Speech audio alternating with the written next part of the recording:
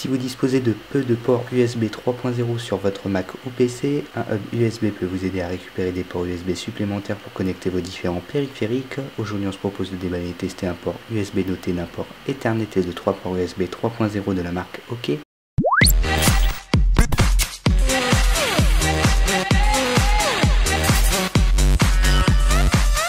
En effet, si vous disposez de peu de ports USB 3.0 sur votre Mac ou PC, ce genre d'accessoire vous permet de rajouter des ports USB 3.0 supplémentaires. Ici, on a un modèle doté de 3 ports USB 3.0 de la marque OK.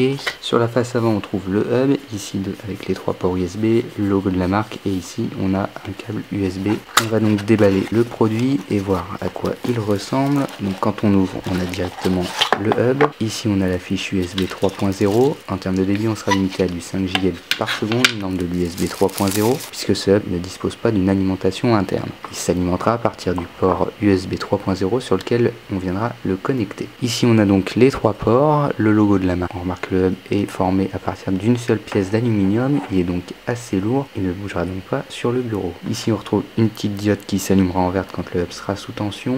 Et la particularité de ce hub est qu'il dispose sur sa face droite d'un port Ethernet RJ45, 1000 mégabits par seconde.